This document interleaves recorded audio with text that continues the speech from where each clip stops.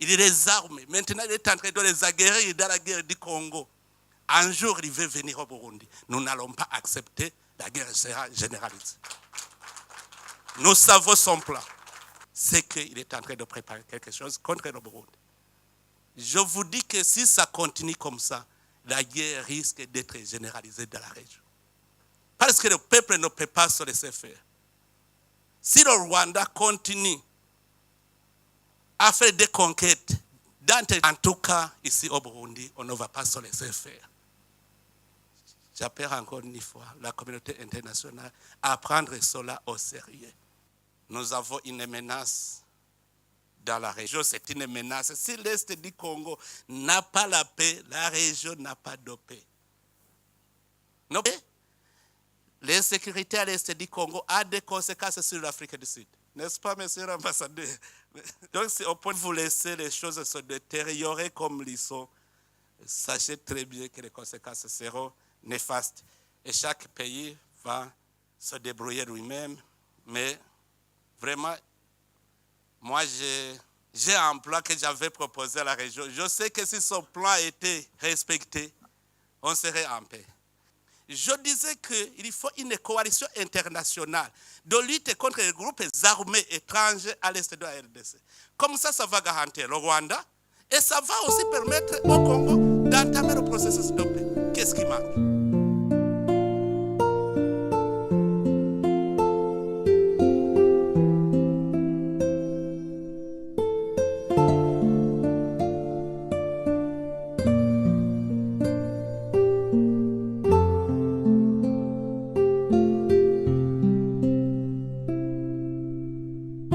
Ici, il faut qu'on se dise la vérité. Il faut qu'on se dise la vérité.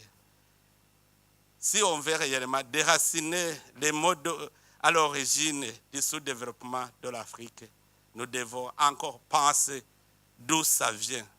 Pourquoi les pays africains, qui pourtant ont le potentiel économique important, sont emplois pour des guerres et du terrorisme avec complicité de certains pays occidentaux?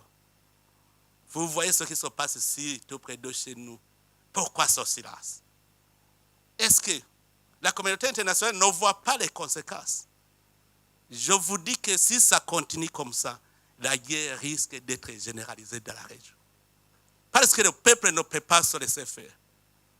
Si le Rwanda continue à faire des conquêtes dans le territoire et dans notre pays, je sais qu'il va arriver même au Burundi. Parce qu'il est en train d'entretenir des jeunes réfugiés. Il les arme. Maintenant, il est en train de les aguerrir dans la guerre du Congo.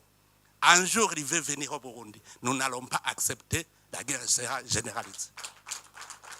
Nous savons son plan. C'est qu'il est en train de préparer quelque chose contre le Burundi. Et heureusement, les Burundais sont avertis. Si la communauté internationale le laisse faire, en tout cas, ici au Burundi, on ne va pas se laisser faire. J'appelle encore une fois la communauté internationale à prendre cela au sérieux. Nous avons une menace dans la région. Ce n'est pas le Burundi seulement.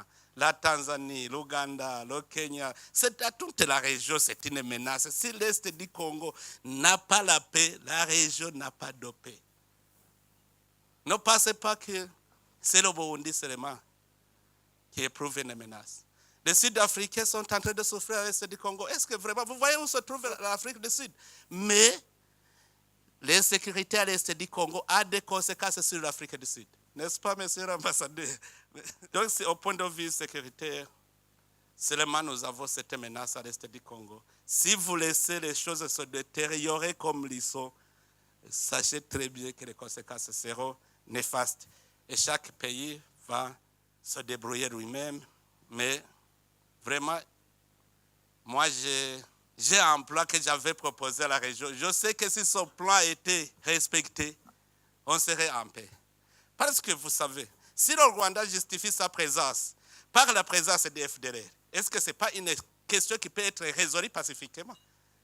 Sacrifier le peuple congolais, tuer des millions de gens, sous prétexte qu'il y a une menace. Est-ce que cela ne peut pas être réglé sans verser le sang des innocents. Je sais que la RDC et le Rwanda peuvent s'entendre très bien sur la gestion de ce mouvement. Moi-même, je disais qu'il faut une coalition internationale de lutte contre les groupes armés étrangers à l'est de la RDC. Comme ça va garantir le Rwanda et ça va aussi permettre au Congo d'entamer le processus de paix. Qu'est-ce qui manque? Qu'est-ce qui manque? C'est parce qu'il y a complicité. Sinon, si tous nous sommes d'accord de nous mettre ensemble pour combattre tout groupe armé étranger à l'est de la RDC, ça sera fini parce que ça va garantir le Rwanda. Ça va aussi permettre au Congo d'organiser son pays pacifiquement. Ça, c'est un. Si on parle de M23, moi, j'avais essayé de me mettre en contact avec les responsables du M23. Je leur ai dit, si réellement vous n'êtes pas des Rwandais, pourquoi vous n'acceptez pas de déposer les armes et emprunter le chemin de la paix? Comme vous êtes Congolais, vous aimez votre pays. Alors, à ce moment-là, ils m'ont dit, nous sommes d'accord, parce que je leur disais, aussi longtemps que vous n'êtes pas cantonnés, on ne saura pas qui est Rwandais, qui est Congolais. Il faut d'abord aller dans la zone de cantonnement, comme ça les Congolais sont à part, et puis les Congolais vont entamer le processus de paix, et les Rwandais vont rentrer chez eux. Sinon, on va toujours vous considérer comme des Rwandais. Et ils m'ont dit, le problème c'est qu'on nous impose d'être cantonnés dans une zone invivable. J'ai envoyé mes officiers pour aller inspecter la zone. C'était la zone de Sabinyo. Ils ont trouvé que la zone était invivable. Et j'ai proposé au gouvernement congolais de décider sur une autre zone. Le gouvernement congolais a accepté. Nous avons fait la reconnaissance de la zone de Lomangabo. On a envoyé les chefs d'état-major pour aller inspecter, voir si la vie est possible. On a trouvé que toutes les facilités étaient là. Et le M23 avait accepté d'aller dans le cantonnement. On avait mis en place tout le nécessaire. Mais au moment où on allait commencer le mouvement, ils reprennent le combat. Pourquoi? Alors que chez moi, d'ailleurs, ils avaient dit, si nous y allons, quelle est la suite? La suite, c'est maintenant aller dans le processus de paix, les négociations de Nairobi. Et tout ce que vous réclamez, vous allez le réclamer pacifiquement. Ils avaient accepté. Et j'avais convaincu même le gouvernement congolais, souvenez-vous, le gouvernement congolais avait dit, s'ils acceptent d'être cantonnés, c'est qu'ils acceptent le processus de paix, nous allons les intégrer dans le processus de Nairobi. Le gouvernement congolais était d'accord. Mais quand ils reprennent le combat, comment négocier avec quelqu'un qui ne veut pas la paix? D'abord, pour négocier, il faut créer des conditions favorables aux négociations. La première chose, c'est le désengagement des forces pour ramener la confiance entre les partis en conflit. Que ce soit le Rwanda, que ce soit la RDC, il faut que d'abord, il y ait cessation des hostilités, que les forces se désengagent.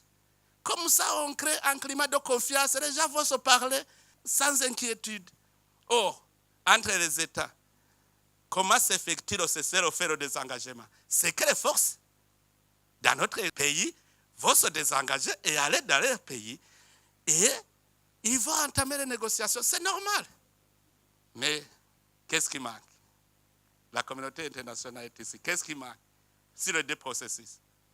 J'avais proposé ce plan et la région avait décidé d'envoyer une force régionale pour d'abord sécuriser les citoyens congolais, mais aussi pour combattre les groupes armés étrangers.